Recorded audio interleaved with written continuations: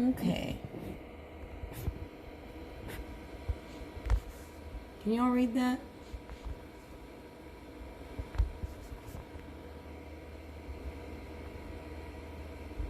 Okay. Let me know if y'all can't read that.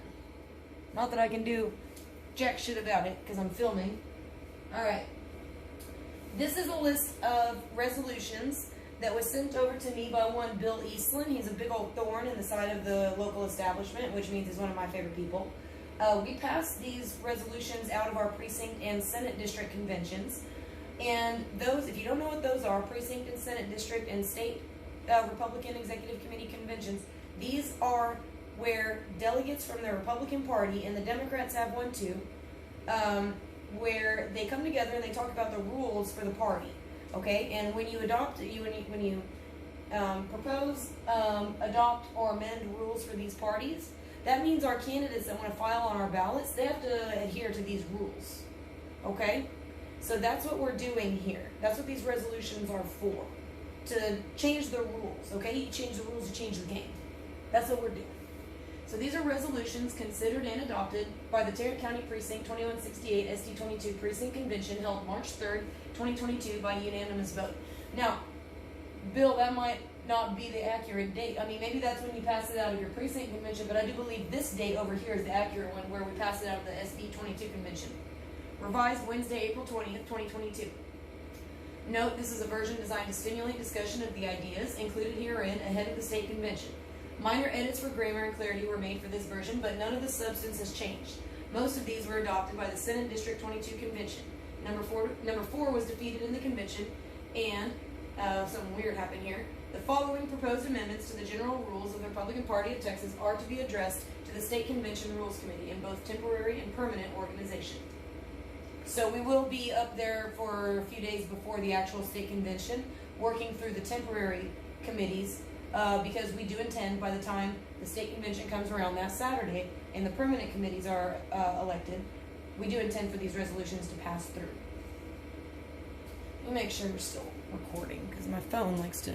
Okay, I think we're still recording. All right.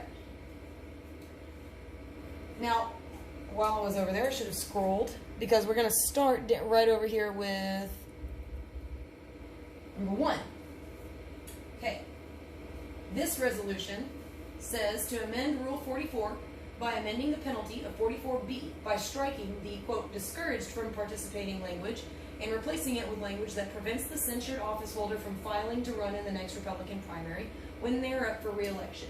Okay. Rule 44 is already in existence in the Republican Party of Texas's rule books.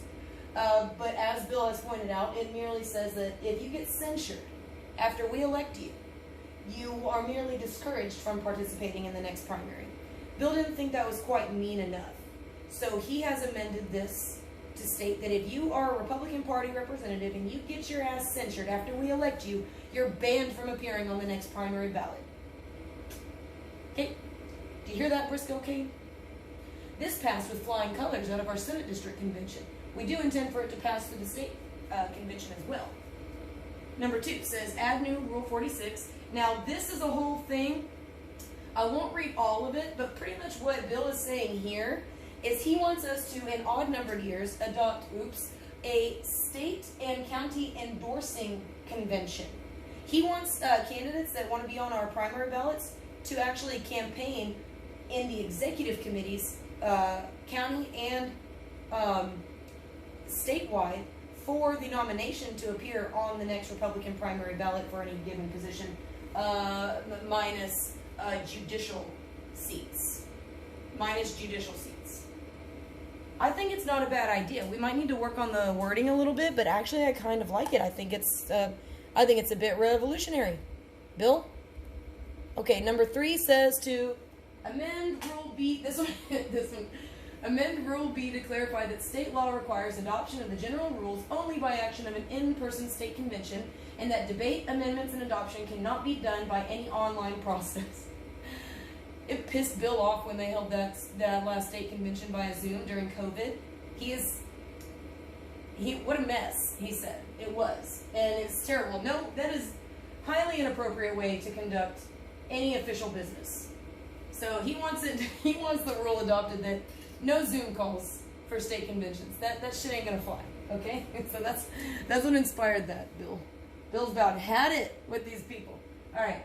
Number 4 says amend Rule 8 to clarify that adoption of party rules at any organizational meeting shall be done by the process recommended by Robert's Rules of Order, newly revised, known as consideration by paragraph or seriatim.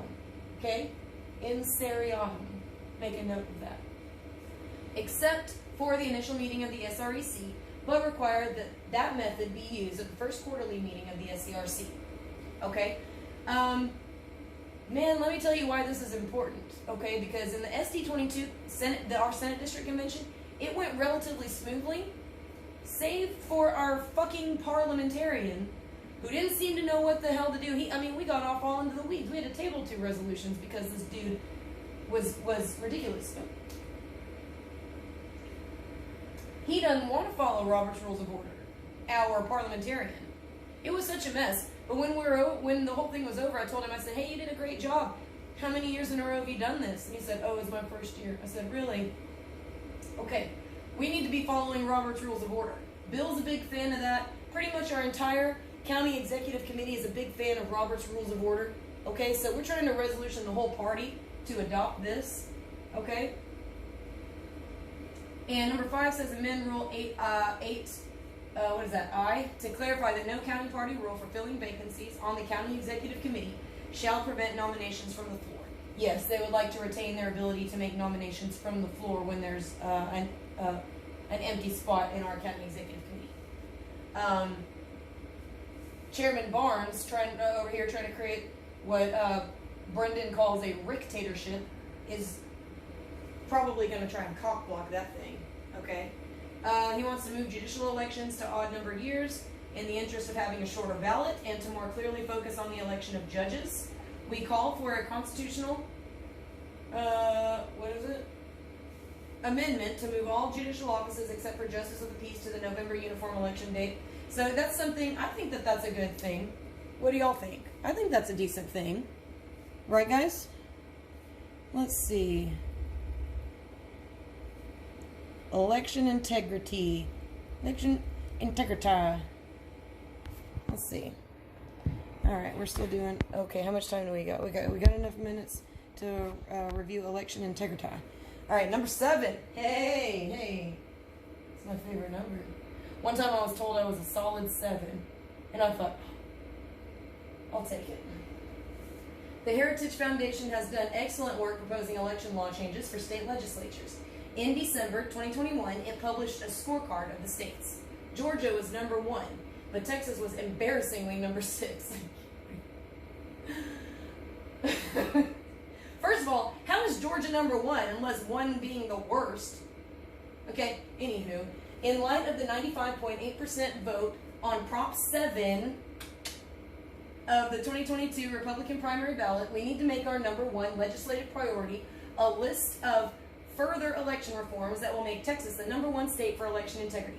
The Prop 7 list includes citizenship verification of all voters, restoring felony penalties, yeah, Bill, that's what I'm talking about right there, enacting civil penalties for fraud, and fighting federal takeover of elections.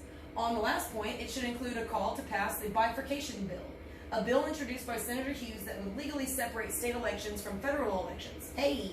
So that any attempt by the Democratic Congress to seize control of our state elections will be prevented.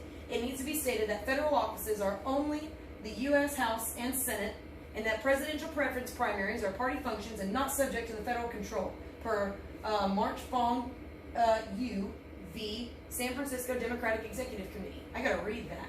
And that election of electors is a state function because electors are state officers per the U.S. Constitution. Yeah, buddy.